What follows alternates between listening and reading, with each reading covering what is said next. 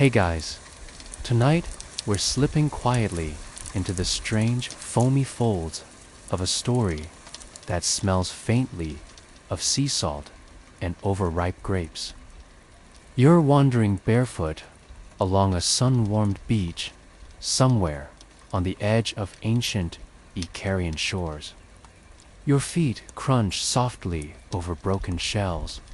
The waves hush against the sand in a rhythm just lazy enough to make your eyelids droop. You have no destination, just the sun on your shoulders and a vague plan to nap beneath a fig tree when the shade's just right. Then you see him, a lone figure lounging under a fig tree you had also been considering. Naturally, his cloak is purple, not faded lavender like some poor fisherman's rag, but royal purple, expensive, alarming. He's barefoot too, lounging like he belongs there, and there's a goblet in his hand clay. Yes, but the wine inside looks suspiciously bottomless. You think that's either a wandering noble or someone with heat stroke. And that's the moment your fate changes. Because that man, that's Dionysus, god of wine, pleasure, madness, and theater. The guy who invented the after party before there were even proper parties. And you're about to end up on a pirate ship with him. You probably won't survive this. So, before you get comfortable, take a moment to like the video and subscribe, but only if you genuinely enjoy what I do here. And if you're joining me from somewhere interesting, post your location and the local time in the comments. I love seeing how far these sleepy little stories travel.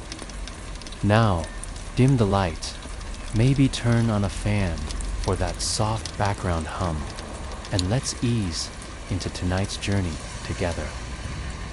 You don't speak at first, you just watch the strange man swirl his wine with a little smile, eyes half-lidded. His hair is too perfectly curled to be casual, and bees lazily orbiting him like they think he's a flowering tree. You clear your throat.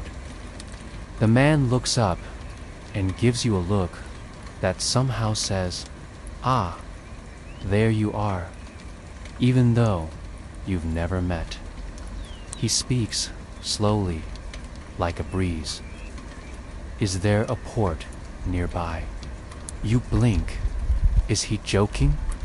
You gesture vaguely inland. Yeah, down that way. Maybe half a day's walk. Ah, he says, and nods once, as though he expected as much. Then, casually, I'll need a boat. You are not a ship's captain. You once got seasick on a ferry that never left the dock. Still, you nod. Sure. I can ask around. He smiles with such radiant peace. You find yourself smiling back. Something in you wants to help him. It's unsettling, like you've joined a cult and didn't notice. You think of excuses to walk away, but just then, voices carry from the trees. A crew of rough-looking men's shirts open, boots muddy, laughter loud, stumble into view. Pirates, you guess, or possibly off-brand merchant sailors. One of them shouts toward the fig tree. Oh, who's the fancy one? You suddenly realize this man is not safe. Not here. not dressed like that, not surrounded by buzzing bees and drinking from an endlessly full cup. You try to warn him. Maybe you should move on. They don't like you. Gesture vaguely at his everything, mystery. But Dionysus only smiles wider, like a cat watching pigeons who haven't seen him yet. The pirates get closer. They squint at the god, lounging like a prize pig before a feast. Their captain, a burly man named Tyrrhenus, though some say it was Acotes. Historians still argue scratches his beard. You lost, nobleman. Dionysus just gestures again with his wine. I need a boat. And just like that, the captain grins. Well, what a coincidence. We've got a boat. She's fast, roomy, discreet. Now you're panicking. You've seen that grin before. That S, the we, re-gone nah, rob him blind and throw him overboard grin. You glance at Dionysus. Is he seriously still lounging? Apparently, yes. So you step forward. I wouldn't. He's not, look. This is a bad idea. The pirates laugh. One claps you on the shoulder. Relax, local. We'll get him where he wants to go. You want to say something heroic, something wise, something that convinces the pirates to walk away and live long, dolphin-free lives. But Dionysus stands, brushing sand from his cloak. Let's go then, he says simply. He walks toward the boat. You sigh and you follow, because you already know. This is going to be very weird, very soon. You reach the shore where the pirate ship waits like an enormous sun-baked trap. You hesitate on the gangplank, the salty boards creaking under your feet. The crew eyes Dionysus with greedy calculation, whispering among themselves. Dionysus walks up like he owns the tide, and you, still unsure why you haven't just run back into the woods, step quietly behind him. The crew quickly assigns you both guest quarters, which, naturally, smell of fish, mildew, and old wine. Dionysus seems unbothered. He stretches on a pile of nets and hums to himself. You sit on a barrel and sigh. You know they're going to rob you, right? He sips from his cup. Probably. You squint, and you're okay with that? He shrugs. They'll learn. Now, here's the mainstream historical fact for you to cradle like a sleepy cat. Dionysus, unlike most Olympian gods, often traveled. His cults spread wildly, often through personal appearances. Unlike Zeus and his lightning bolts, or Athena and her stern statues, Dionysus preferred drama. Actual, sweaty, vine-wrapped, hallucination-inducing drama. Which brings us to the quirky detail. Many ancient Greek plays were performed in his honor. Think of him as a chaotic theater kid with divine power and a serious flair for costume changes. You lie down the ship rocking gently beneath you. Outside, the pirates whisper, and somewhere in the rigging above, the grapevines are starting to grow. Night falls like velvet dropped over a painting sudden, soft and a little too perfect. The ship rocks gently, too gently. You lie awake on a stack of burlap sacks below deck, but sleep refuses to come. Somewhere above, the crew is gathered. You can hear them boots shifting, ropes creaking, whispers just loud enough to sound ominous but too quiet to catch fully. You sit up. Dionysus hasn't moved. He's sitting with his legs tucked under him like a child in story time, humming softly, surrounded by weight. Were there this many vines before? The wood around him is slick with moisture. Tiny tendrils of grapevines snake between the floorboards, green and patient. They weren't there an hour ago.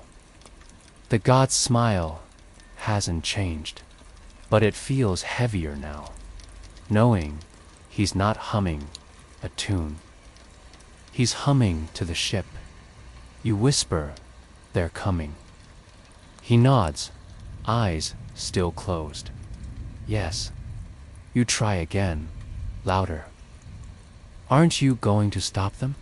He opens one eye, leans back casually against a wine barrel, and says, "No, you are."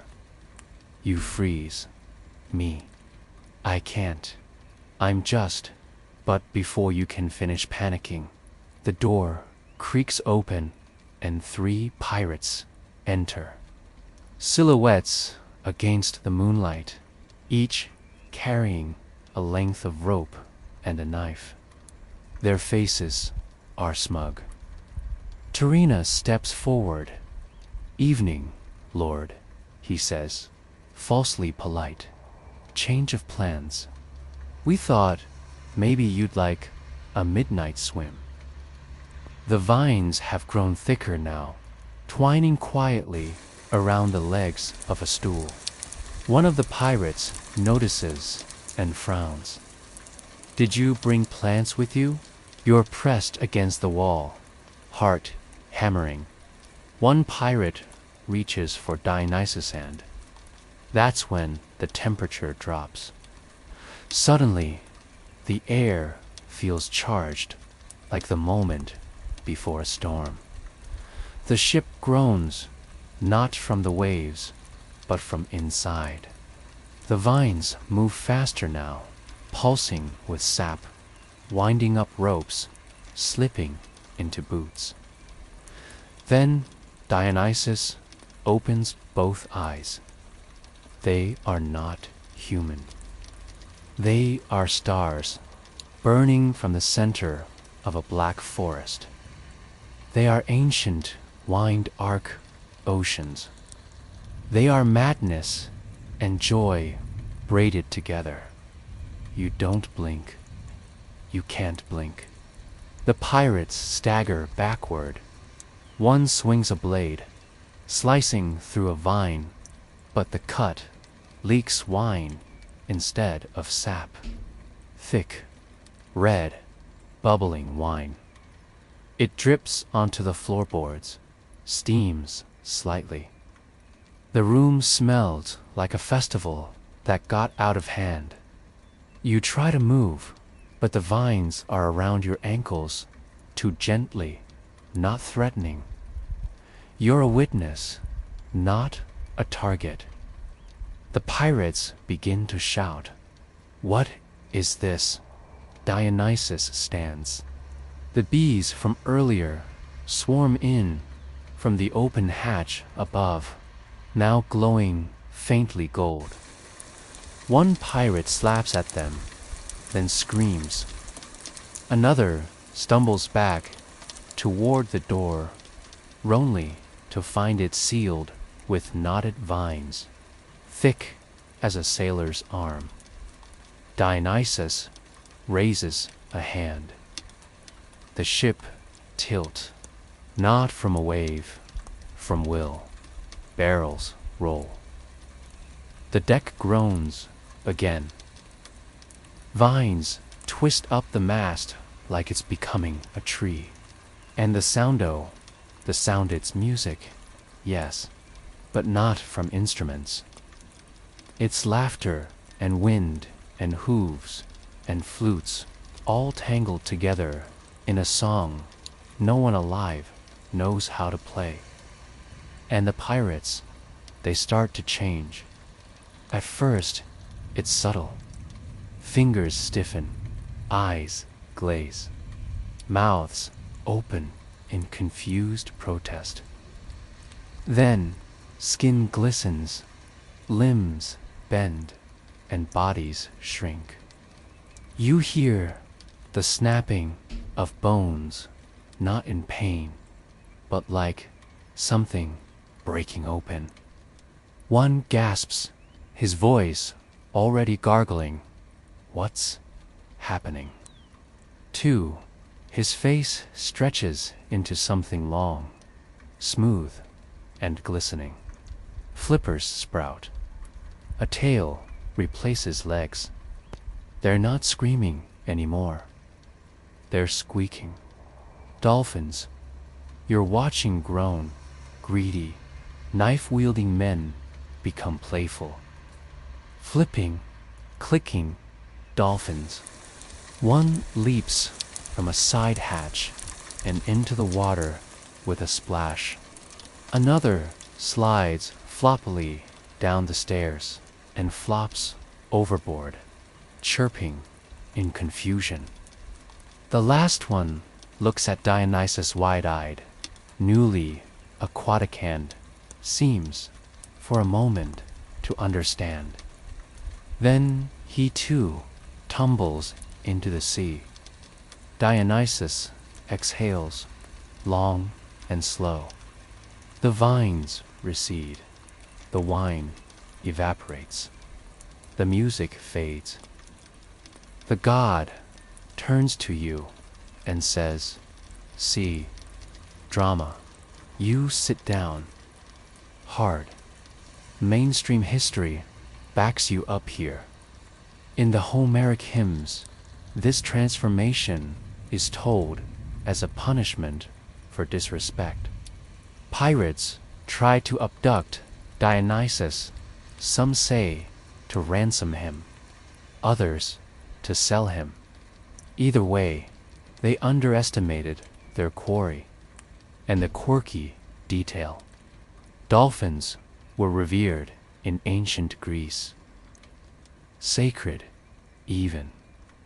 There were stories that they carried souls to the afterlife or rescued shipwrecked sailors.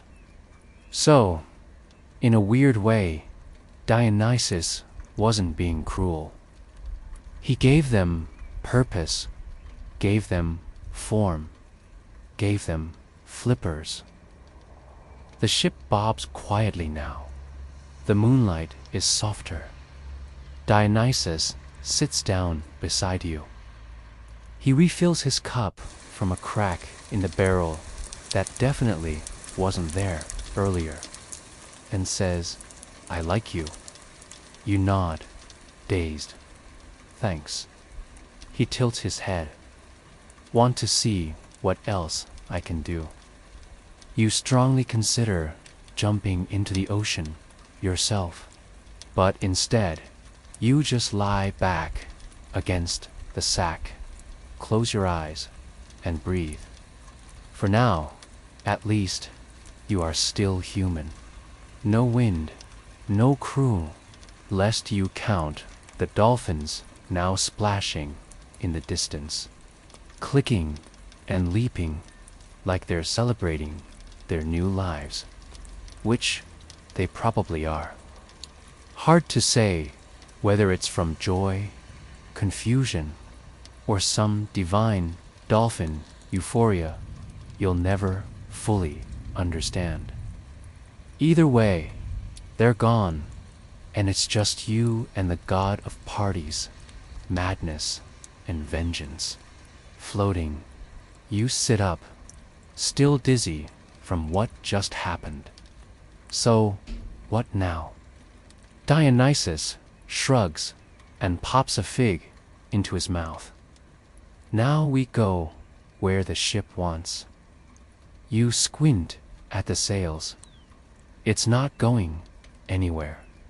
No crew, remember. Dionysus grins. Oh, it'll move.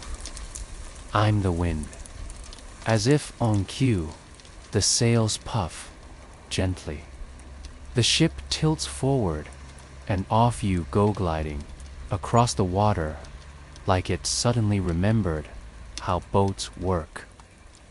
You get the feeling this vessel isn't following a map. You're not heading toward a city or a port or anything so predictable. You're heading somewhere that he finds interesting, which could be literally anywhere. A remote island, a festival in disguise, the middle of a dream. You look over the side. The water is calm, almost glowing with that silvery phosphorescence sailors love to mythologize. It doesn't feel like danger anymore. It feels like the world is tucking you in, cradling the boat with long, salty arms. Dionysus yawns theatrically and stretches. You did well, he says. Most people tend to panic when things get mythic. You chuckle nervously. Yeah, well, I guess I'm adaptable. I like adaptable. You notice the vines have slipped into the shadows. Bees hum lazily around the rigging. The wine barrel emits a soft, rhythmic hum like a cat sleeping in the sun. The ship itself feels transformed, part forest, part feast hall, and entirely enchanted. And for all his power, Dionysus doesn't seem imposing. He's just at ease, like a being who once discovered the secret to joy and never looked back. He gestures at the sky. Want to hear a story? You blink. Aren't we in one? He snorts. Fair point, but he tells it anyway. A myth within a myth. In one telling, one of the crew young, uncertain, didn't jump into the sea. He stayed, apologized, offered a cup instead of a blade. And Dionysus, he didn't punish him. He welcomed him. Some say it's a lost detail from an old play. Others say it's just a poetic flourish, a lesson tucked into legend. That one honest moment can change everything. You glance at Dionysus. Did that really happen? He shrugs. Maybe. The cup was good. You laugh. A tired, quiet kind. A laugh the kind that follows a storm. The ship's course begins to shift. There's land ahead, ain't flickering torchlight. Music, Dionysus perks up. We're close. Close to what? He stands like a performer waiting for applause. To where the music never stops. My kind of place. You groan. That's not cryptic at all. he grins. Come on. Time to meet the others, and so you do. The ship drifts gently to shore. No ropes, no anchors. Just a sigh of wood as it kisses the sand. You step onto a beach, scented with citrus and cool rain. Ahead, trees, music, flutes, and distant laughter. You follow Dionysus into the forest. The light dims into an endless golden dusk. You pass dancers with ivy in their hair. Some nod, some wink. One nearly hands you a pineapple before thinking better of it and eating it whole. There's a clearing up ahead. A table waits under the trees, glowing with lanterns and fireflies. Dionysus takes the head seat, naturally. You sit beside him. The others arrive satyrs, wanderers, poets, dancers, thinkers who long gave up on logic in favor of rhythm. They eat, they toast, they laugh, and you relax. Not in a reckless wage, it's in a way that happens when you finally let go of holding on so tightly. You lean back against a tree. It breathes. Yes, really breathes slow, deep, steady. Its bark warm against your spine. Above you, fireflies drift through the air like glowing commas in a story without an end. The feast blurs time. Dusk stretches into dawn. Someone hands you a scroll. Write something, they whisper. So you do. A name, a memory, a half-formed wish.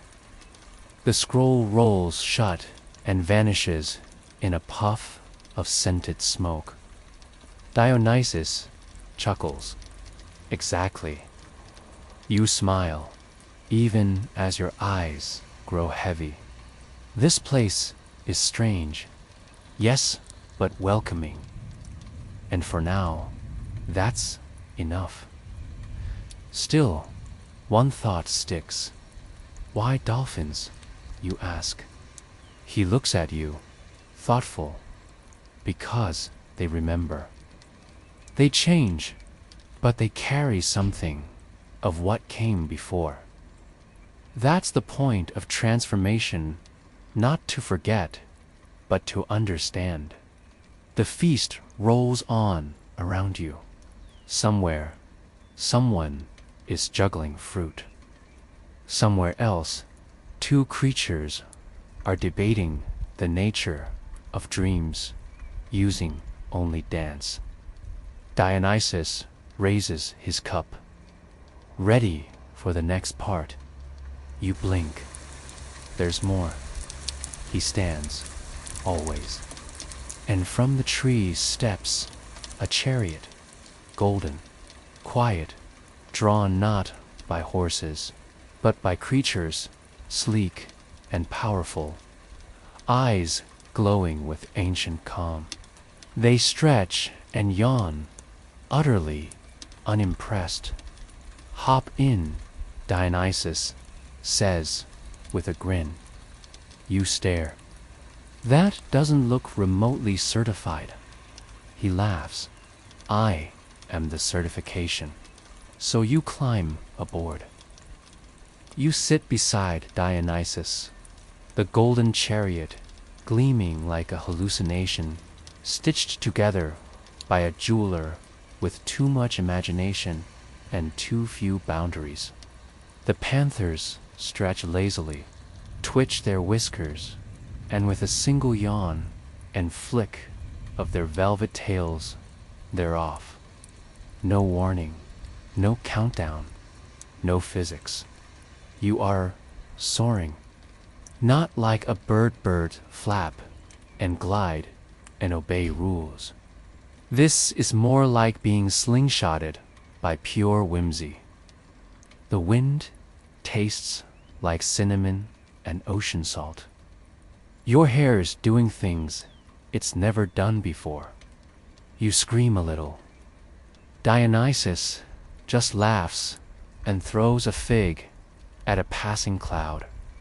It explodes into a tiny, satisfied thunderclap. Where are we even going? You shout over the sound of rushing air and indifferent panthers. He shrugs. Who said it's about the destination? Of course, below you, the world unfurls like a map drawn by someone who ran out of parchment halfway through. Mountains dissolve into plains. Oceans blink in and out like shy mirrors. And cities shimmer with lights that flicker between ancient oil lamps and neon signs.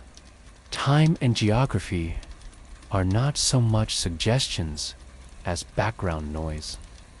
Dionysus reclines, one leg draped over the edge, sipping something effervescent and vaguely glowing. You mortals love lines, borders, calendars, but stories. The panthers are running, not on air, but on thin strands of ivy that grow mid-air as they leap, only to curl behind them and vanish. You're not even surprised anymore. He chuckles more times than I remember. Probably more than you remember. You frown. Wait, have we met before? He grins, but doesn't answer. Historians still argue whether Dionysus is truly one of the younger Olympians, as often claimed. His cults predate most of the classical pantheon, especially in Thrace and the Aegean. Some even whisper that he came from further east. Perhaps a god imported and adapted, folded into Greek identity, like wine into water. But his myths suggest otherwise. He's both newcomer and ancient, outsider and blood relative. The god who arrived late, but was always already there. Which is kind of how this chariot ride feels. The panthers slow slightly. Below you now is a coastline dotted with torches, too rhythmic to be random, too scattered to be a city. A camp. Dionysus tilts his head. Ah, the Maenads. Your heart skips, your fan club. He winks, something like that. The chariot arcs downward in a slow spiral.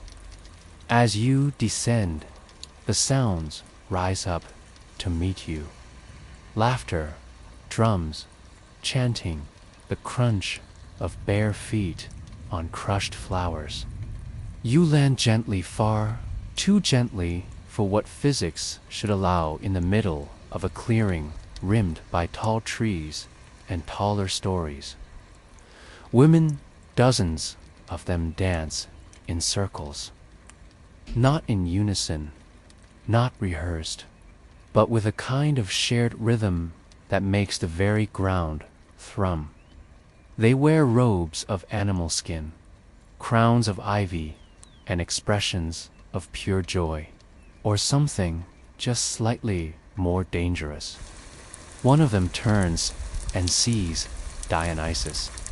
Her eyes light up like fire, catching on dry leaves. She calls out, and the others echo her. Not his name, his presence. It's not speech. It's celebration shaped into sound. Dionysus steps from the chariot and lifts his arms. They rush toward him not in fear, not even quite in worship, but like long-lost friends at the end of a very long party that never really ended. You hesitate at the chariot's edge. They won't bite, he says, though he sounds almost amused at the idea that they could. You step down. Immediately, a woman with wild hair grabs your hands and pulls you into the dance. Another hands you a tambourine. Someone else sprinkles you with flower petals. Your feet find the rhythm almost by instinct. It's less dancing and more becoming a breeze. You spin. The forest spins with you. Time collapses into heartbeat and breath and drumbeat. Later, how much later, you'll never know you collapse beside a tree and breathe, wide-eyed and euphoric. Your tambourine is missing. So is one shoe. A rabbit is wearing it. The maenads laugh nearby, tangled together in sleep and song, like human ivy growing back into the earth. You sit beside Dionysus again, who now lies with his head resting on the belly of a snoozing lion. Yes, a lion. Yes, it's purring. That was, you whisper, I know. But aren't they dangerous? You ask, eyeing one of the women who's now gently braiding a garland of bones and poppies. Oh, extremely, he says, cheerfully. But only if you try to stop them. You stare into the dark canopy above. So what's the point of all this? Dionysus looks at you with that maddeningly relaxed expression. What's the point of you? You're still lying on the forest floor when the sky decides to melt. Not literally, but kind of. The stars start to shimmer sideways, like someone spilled stardust across glass. A ripple travels across the heavens, and for a second, you recertain the whole dome of night is about to slip off and reveal whatever machinery keeps this strange dream spinning. Instead, a low hum fills the air, and Dionysus sits up. They're coming, he says, almost fondly.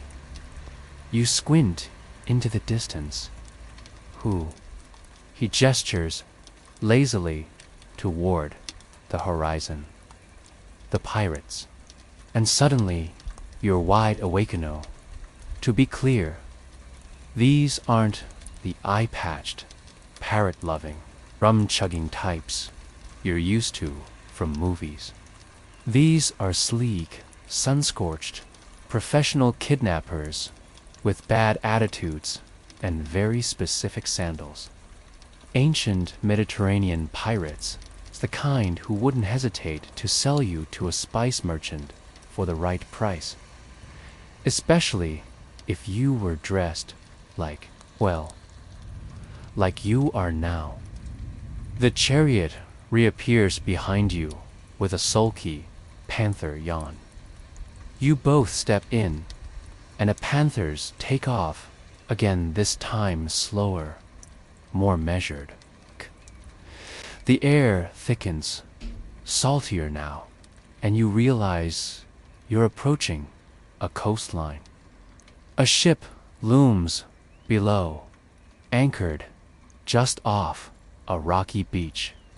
That's the one, Dionysus says. tilting his head, right on schedule. The ship is long and lean, oars resting silently in the moonlight. On deck, shadows move men, laughing, eating, sharpening blades. You hear the clang of a dropped cup, a burst of crude singing. They look like they've had a good haul. Spoils gleam faintly beneath tarps. You glance at Dionysus. He smiles without a hint of malice. Time to tell a story. You watch as his appearance begins to shift. Not dramatically, no, thunderclaps or magical sparkles, just adjustments. His robes lose their shimmer, becoming rougher, humbler. The crown of ivy fades. His skin looks sunburned. His expression turns from divine serenity to slightly confused tourist. He looks, in a word, kidnappable. You stare at him. You're baiting them. Of course. Is this the part where they regret it?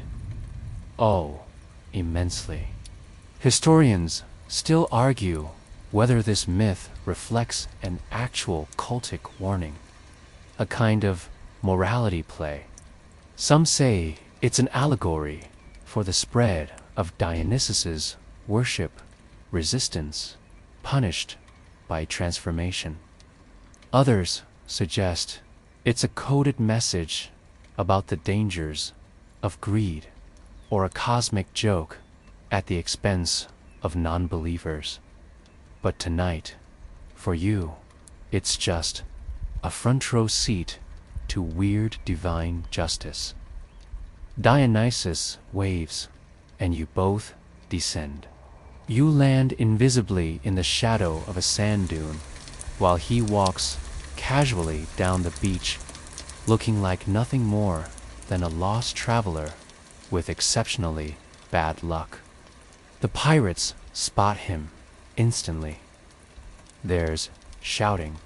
Torches light up.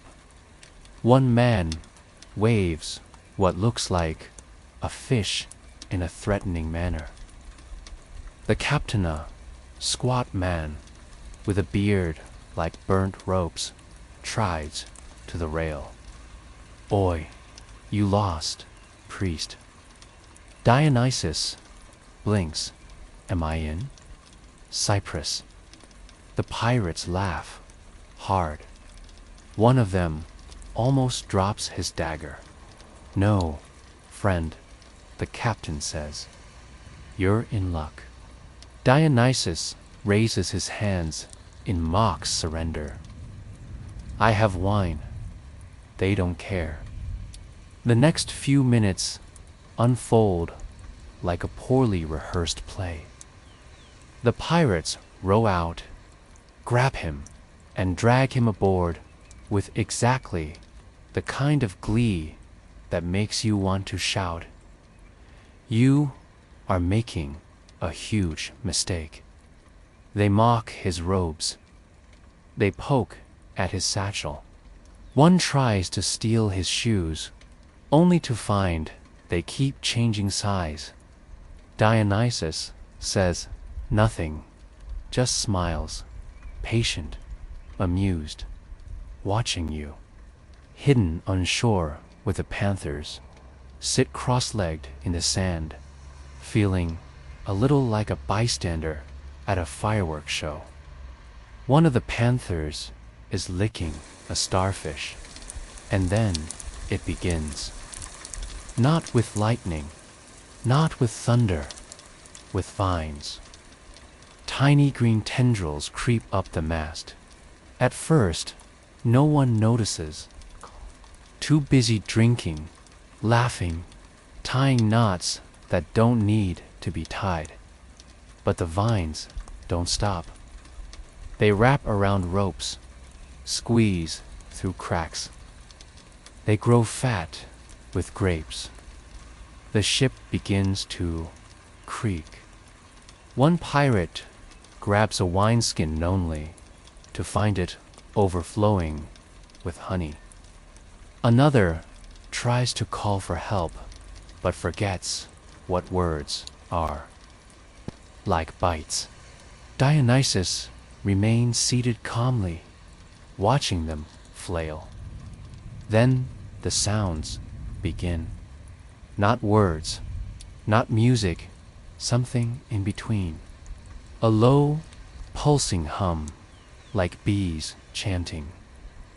The kind of sound that bypasses your ears and drills straight into your spine. One by one, the pirates start to change. It's not painful, it's graceful. Arms shorten, skin shines, fingers fuse, spines curve, and then tails, sleek, silver blue, smooth as river stone. They drop into the sea with startled flips. You watch, slack-jawed, as the entire crew becomes a pod of dolphins. They circle the ship, not in panic, but in play, chirping, clicking, darting through the waves like they've never known anything but ocean. Why, dolphins, you whisper again. Dionysus turns to you on the shore, face lit by starlight. Because forgiveness should feel like freedom. The ship, now covered in vines and unsteerable, gently begins to sink, not violently, just politely bowing to the sea, as if embarrassed by its role in the story. You stand there, barefoot in the sand, unsure whether to laugh or cry or applaud. Dionysus walks toward you, sandals leaving no prints. Come on, he says. They'll be fine. Dolphins are great swimmers. You nod, still stunned. What happens to them now? They remember, he says simply. They always remember. You watch the last ripple vanish where the ship had been. All that remains is a stretch of moonlit ocean, silent except for the soft click and chatter of dolphins somewhere in the dark. That, you say slowly, was the most beautiful punishment I've ever seen. It wasn't a punishment. Not really. More of a redirection. You raise an eyebrow into sea creatures. They were headed in the wrong direction anyway. He shrugs, plucking a grape from a passing vine. Now they get to spend their days playing tag with waves and helping lost sailors. Not a bad upgrade. You glance at the horizon. Do they remember being human? He pops the grape into his mouth. Oh yes, that's the deal. The dolphins, it turns out, will always remember the ship, the night, the laughter turn dash fear, dash turn, dash ecstasy. They'll remember being greedy, violent, and then, for one absurd, perfect moment made and remade by a barefoot god in ivy.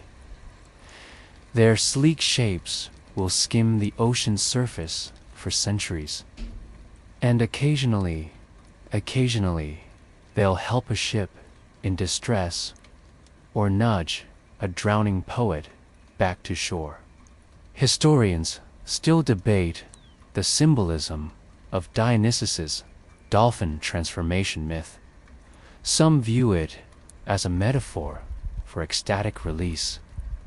The moment of surrender that breaks down identity and allows the self to be reborn. Others think it's a warning story, an ancient PSA about what happens when you ignore sacred boundaries. And of course, there's the fringe theory that Dionysus was simply a dolphin god to begin with, imported from coastal cultures, where Simamu worship was already a thing. You, meanwhile, are mostly just trying to process the fact that you watched a dozen sweaty pirates get turned into glittering marine mammals in under 10 minutes. Dionysus begins walking again, inland this time. Come, there's one more place you need to see. The forest is quieter now, hushed by the tide's memory. The maenads are asleep beneath ferns, tangled in moonbeams and wild dreams. The lions and panthers are curled up like oversized house cats, twitching occasionally as if chasing celestial mice. You walk. Eventually, the trees thin and open into a wide valley bathed in pale light. In the center stands a massive stone theater, ancient and cracked, yet somehow pristine. Vines creep up the marble seats, and wind whistles through the colonnades. But the stage. You ask, the theater of dreams, Dionysus replies, stepping down the aisle toward the stage. Or at least, that's what mortals used to call it. You follow him to the center. The stone is warm underfoot. The acoustics hum in your bones. He turns and looks at you. Every time someone dreams something too strange to say, aloud, this place expands. Every whispered idea, every secret joke told to the stars, every midnight monologue in the dark echoes here.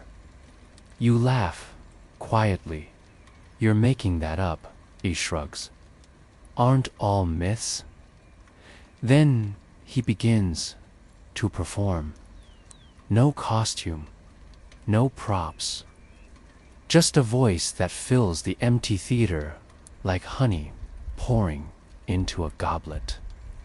He tells a story of a girl who swallowed a river to keep her village from flooding, of a king who turned into fog to avoid a bad marriage, of a mountain that cried every winter until a boy played it to sleep with reed pipes.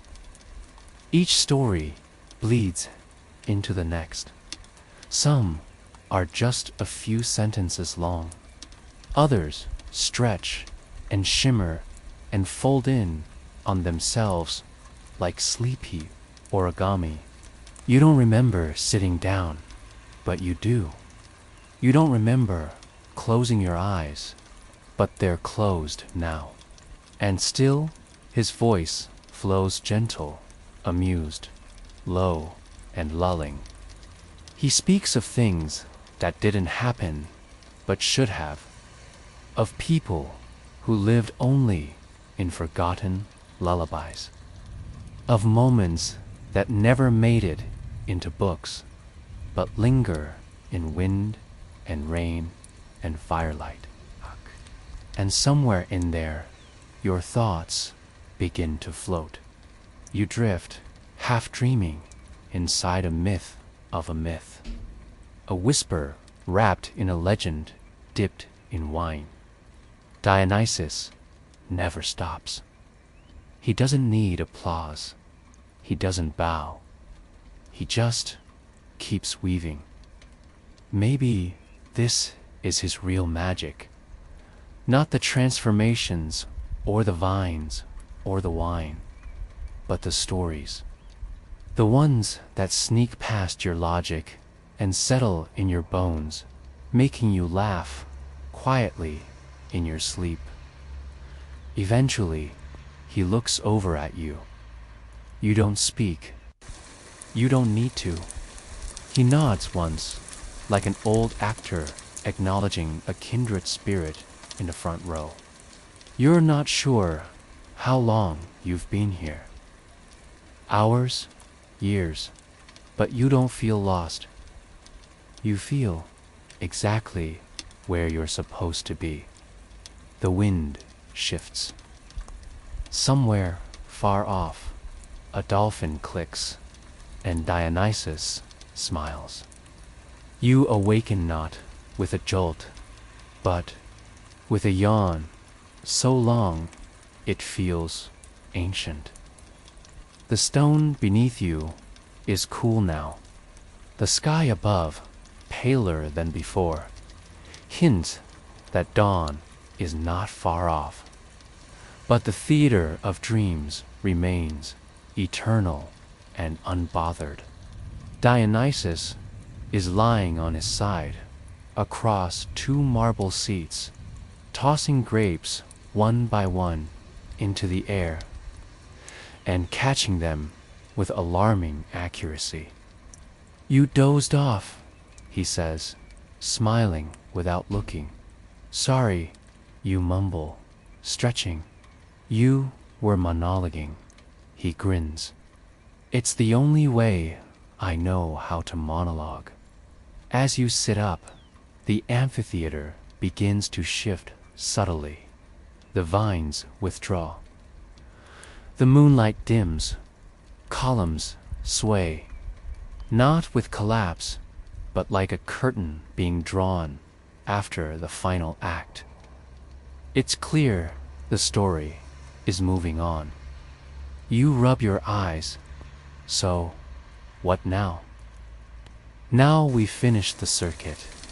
You're about to ask what that means when you blinkened find yourself back in the chariot. This time, it's not panthers pulling you, but of course dolphins, flying dolphins. Their wet hides shimmer as they leap through invisible sky waves, rippling between clouds, like this is the most normal form of celestial transport. Don't question it, Dionysus says, reading your expression. I've stopped questioning everything since the vines bit the helmsman. Smart. Below you, the landscape transforms. Forests give way to rocky hills, then to a small, crumbling town nestled on a hillside above a sleepy cove. You recognize it not from history books, but from the myth. This, supposedly, is the actual spot. The little town where the pirates picked him up. The one with the ship that never returned. The dolphins circle once, then lower gently onto a cloud bank.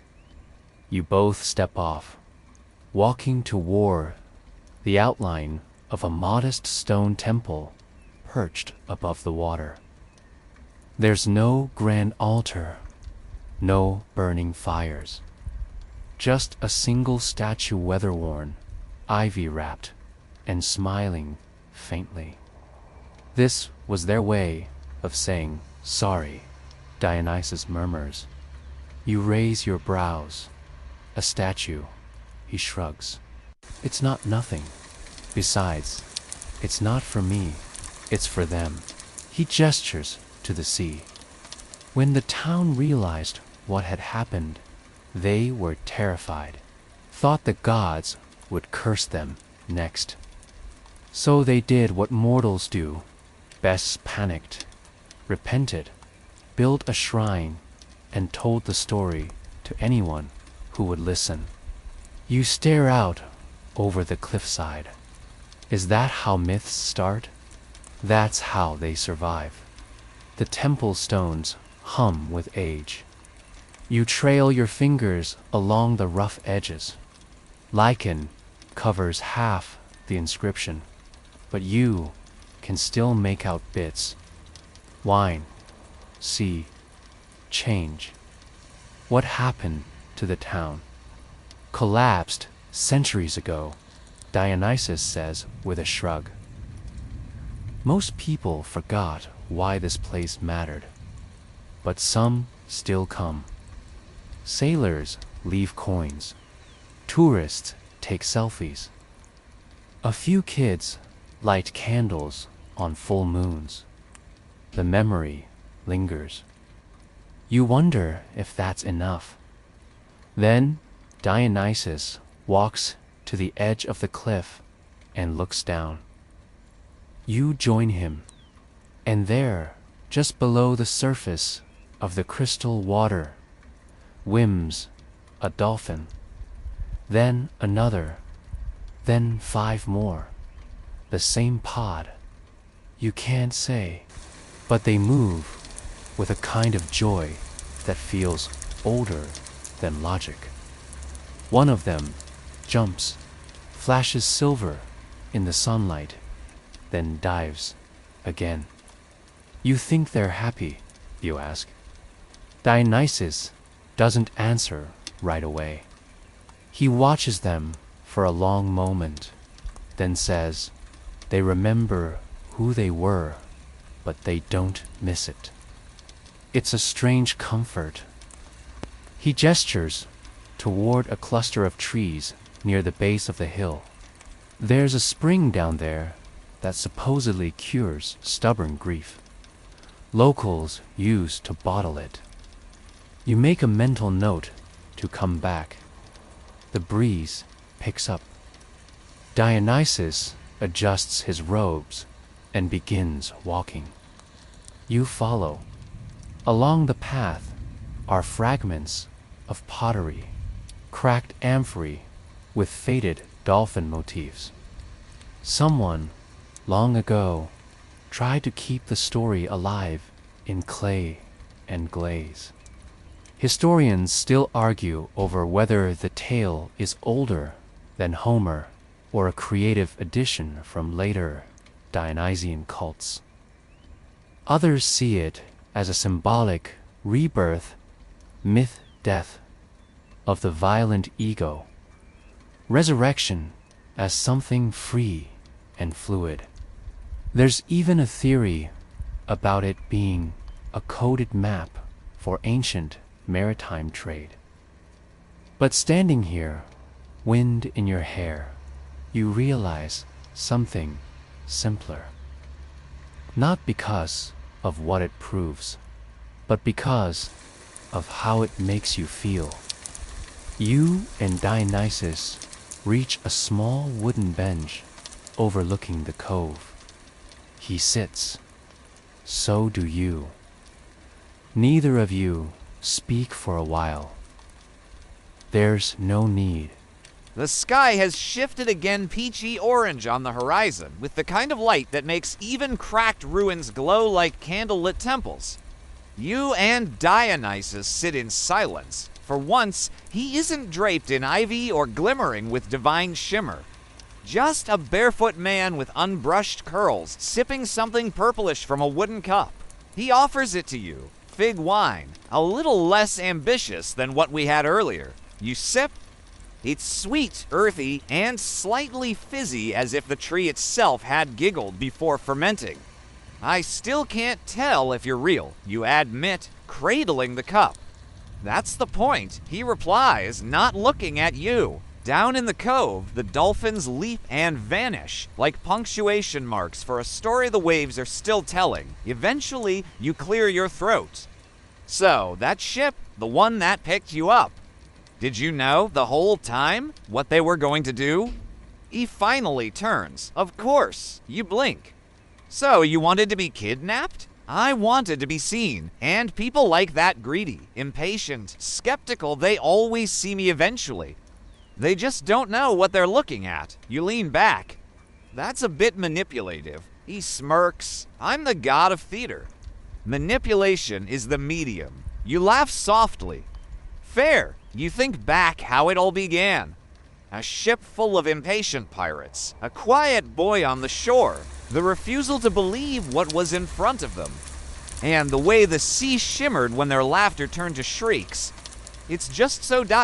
gentle, you murmur. The punishment, turning them into dolphins. Dionysus shrugs. They could have drowned. They didn't, and you didn't curse the town. Nope. Didn't call down lightning or wrath or... Please, he scoffs. That's Zeus's department. I work in irony. You smile. That tracks.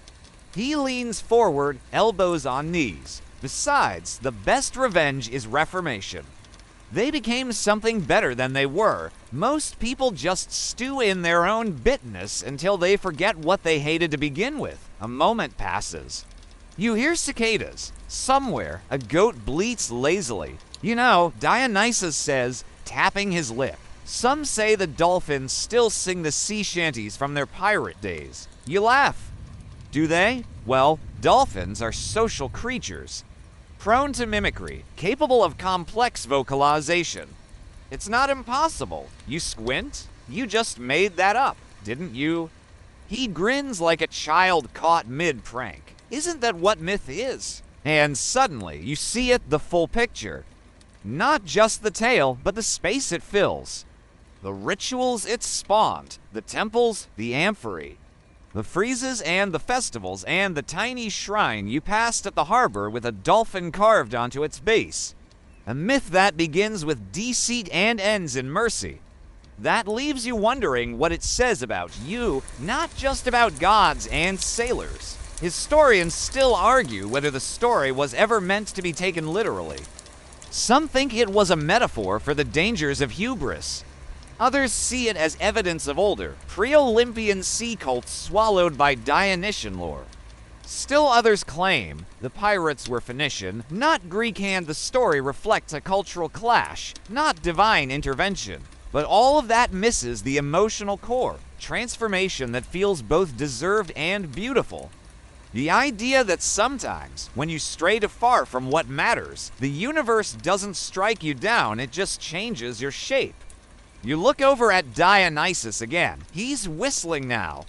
The same melody the dolphins sang, or maybe the one they used to sing, or maybe one they'll learn next. Do you ever get tired of being ... This, you ask, gesturing vaguely. He laughs. Define this. A god, a myth, an idea people fight over. He thinks about it. I get tired of the statues. Everyone carves me grinning like I've never been bored in my life. Have you? Oh, constantly. Immortality has its lulls. You pause. And yet you still throw wine festivals and play with pirates. I didn't say I wasn't easily amused. A breeze sweeps over the cove, tugging your hair. You close your eyes and let it lift away the heaviness of your thoughts. I think I get it now, you whisper. Why you didn't punish them with pain. Because the real punishment was becoming something new. And the real mercy was making that transformation beautiful. He looks at you. Exactly, he says. And in that moment, you see something different in his eyes. Not power, not trickery, just understanding. And, dare you say it, kindness. Come on, he says, stretching like a cat. We've got one more stop. You hesitate. Where? He grins. To meet someone. Or rather, something. Before you can ask, he raises one hand and snaps his fingers not loudly, but deliberately. The world shifts. Gone is the gentle cliff and its dolphin bay. You're somewhere new now, a dense forest glowing with bioluminescent moss, fireflies blinking in a lazy waltz. The air smells like wet bark and fermented fruit. You could swear the trees themselves are breathing, swaying to a rhythm older than wind. Dionysus walks ahead, barefoot, silent. You follow, trying not to trip on the roots that twist like snakes across the soft ground. Where are we? You whisper. He gestures around vaguely. Call it the threshold, between wild and sacred. Mortal and divine, you peer into the glowing foliage. This doesn't look Greek. That's because it isn't. This part of the myth didn't survive the editors. You blink. Wait, are you saying there's a lost chapter? He smirks. Every good myth has one. As you walk, a soft humming begins to vibrate the aeronaut music. Exactly, but harmonic, like a choir of insects tuning their wings. Then you see her. Gone is the gentle cliff and its dolphin bay. You're somewhere new now. A dense forest glowing with bioluminescent moss. Fireflies blinking in a lazy waltz. The air smells like wet bark and fermented fruit. You could swear the trees themselves are breathing, swaying to a rhythm older than wind. Dionysus walks ahead, barefoot, silent. You follow, trying not to trip on the roots that twist like snakes across the soft ground. Where are we? You whisper. He gestures around vaguely. Call it the threshold, between wild and sacred, mortal and divine. You peer into the glowing foliage. This doesn't look Greek. That's because it isn't. This part of the myth didn't survive the editors. You blink. Wait, are you saying there's a lost chapter? He smirks. Every good myth has one. As you walk, a soft humming begins to vibrate, the aeronaut music, exactly, but harmonic, like a choir of insects tuning their wings. Then you see her. At first, she looks like a tree. Then, like a woman made of vines. Then, like both. She stands still, her bark brown skin covered in mossy freckles, her eyes the color of ripe figs. She doesn't speak, but Dionysus bows. This, he says reverently, is Pelagia. You wait. Nothing happens. She was the sea spirit who saw what I did to the pirates, he explains, and decided it wasn't enough. You shift. Enough, he nods. She wanted to take it further. Make them forget what they were. Turn them into waves, into foam, into memories. Why didn't she? She couldn't. Dionysus says simply, because I remembered them. Memory anchors transformation. It's why your ancestors made myths in the first place. Pelagia moves closer. Her presence is ... unsettling, not frightening, just vast, like being stared at by a mountain. Say something, Dionysus urges gently. You clear your throat, unsure what to say to a literal embodiment of the sea. Thank you. Her head tilts. You try again, for not drowning them, I guess. Pelagia's expression doesn't change, but something in the air softens. The moss on the trees brightens just slightly. She likes you, Dionysus whispers. Or, at least, she doesn't dislike you. Great. You and Pelagia stand in mutual, murmuring silence. Then Slowly, vines part behind her, forming a doorway of glowing leaves. Dionysus nods toward it. Go on, you'll want to see this. You glance back at him. You're not coming. He shrugs. This part's for mortals. You step forward, the moss squishing gently under your feet, and pass through the leafy arch. Inside is a boat, not a Greek trireme, but something older, woven from reeds, lashed with sinew, half sunk in the roots of a great tree. Dolphins carved in spirals along its hull. Scattered across its seat are fragments, a length of rope, a cracked flute, a seashell filled with dried wine, and in the center, a mirror. You approach it, half expecting to see your reflection. Instead, you see the pirate ship. For a heartbeat, it floats again in the Black Sea, sails torn, laughter echoing. Then the laughter turns to cries, then silence. Then leaping through that same mirror sea, dolphin. It turns mid-air, looks at you, and grins. It's the helmsman. You recognize the eyes. You stare, and suddenly you understand. They weren't just turned into dolphins. They were seen as dolphins. Their truest form wasn't ripped away, was revealed. A voice in your head, Pelagia's, perhaps whispers something. The sea does not forget, but it forgives. You step back from the mirror.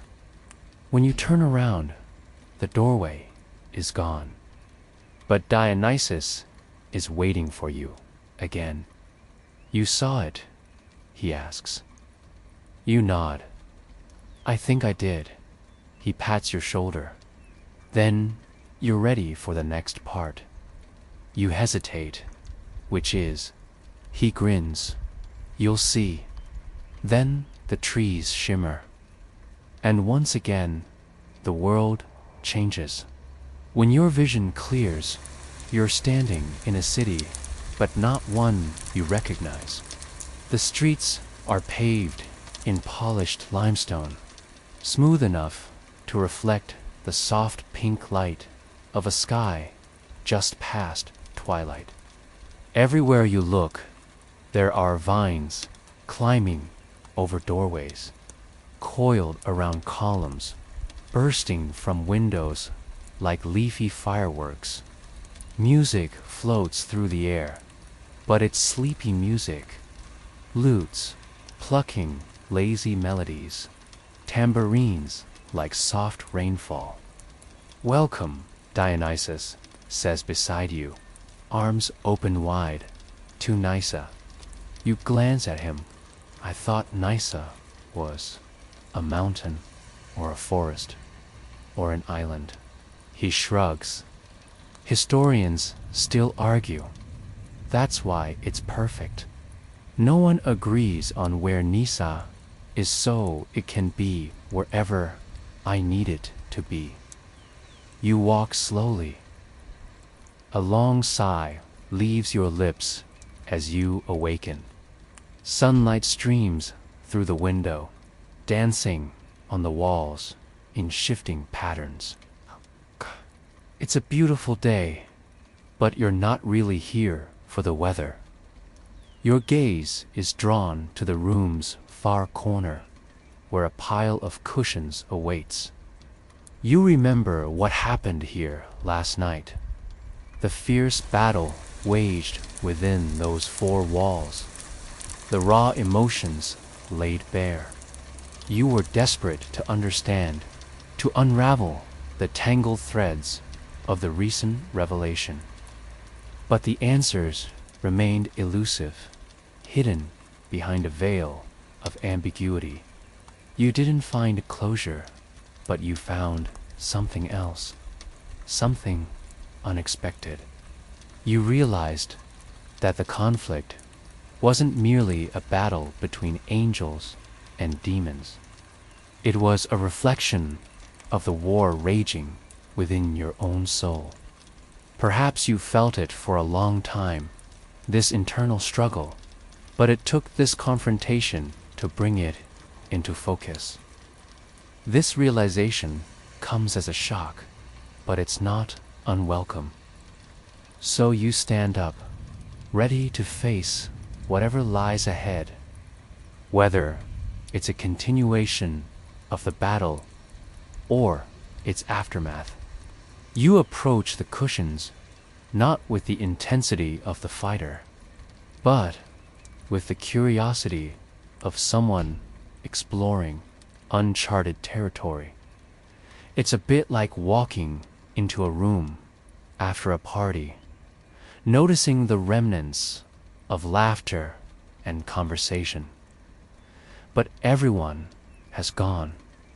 The energy of the event lingers, but the participants are absent. You find yourself in a similar position. You sense the emotional residue of the previous night, the intensity of the angelic and demonic presences, but they vanished. It's a strange feeling, a mix of emptiness and anticipation. You don't know what's going to happen next, but you're ready to listen, to pay attention to the echoes of the battle, to the subtle changes in the air. You sit down, not to fight, but to reflect, to absorb the implications of what just transpired. You know that this moment is pivotal, that the outcome of this internal struggle will have profound effects on your journey. You stay there for what seems like a long time, though you don't watch the minutes tick by. You're not in a hurry. You're not trying to escape or outrun anything. You're simply present, absorbing the silence. After a while, you begin to notice things that weren't there before, or at least you weren't aware of them before. You might have noticed a glimmer of light near the window, or a book lying open on the floor, or the scent of incense mingling with the fresh air seeping through the cracks in the windows. These seemingly insignificant details take on significance, becoming clues in an unfolding mystery. They're not signs of immediate action, but they indicate that the battle's aftermath has begun. Whatever comes next, you won't be waiting idly. You will be paying attention, ready to respond to the whispers of your intuition. The echoes of the battle and the subtle shifts in the atmosphere that signal the next phase of your journey. As you sit in quiet contemplation, the sun climbs higher in the sky, bathing the room in warmth. Time stretches and contracts, losing its usual linear grip. You aren't aware of its passing. You're fully immersed in the present moment, allowing the echoes of the battle to resonate within you. You're patient, knowing that the next move belongs to something greater than yourself, something you're a part of, but not in control of. This is the essence of the warrior's path, not just fighting fiercely, but also knowing when to pause, to listen, and to absorb the consequences of the battle. The room remains silent, save for the gentle play of light and shadow. Yet, it's not an empty silence. It's filled with potential, with the weight of the recent conflict and the promise of what's to come. You know that this stillness is a prelude to the next act of your journey, and when it arrives, you'll be ready.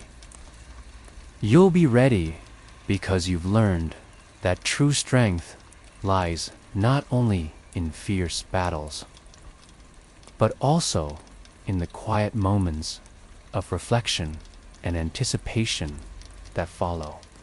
You've learned that victory isn't always about brute force, but often about patience, understanding, and an unwavering presence. You've walked through the fire and emerged stronger, wiser, and more attuned to the rhythms of your inner universe. The warrior's path is not just about battles, it's about the entire journey. The highs and lows, the triumphs and the pauses. You're on that path, and every moment, whether of intense action or quiet reflection, is a step towards your ultimate understanding. As you continue to sit in quiet contemplation, a faint smile touches your lips. You've faced darkness, wrestled with demons, and emerged with a deeper sense of self. The battle may be over, but your journey has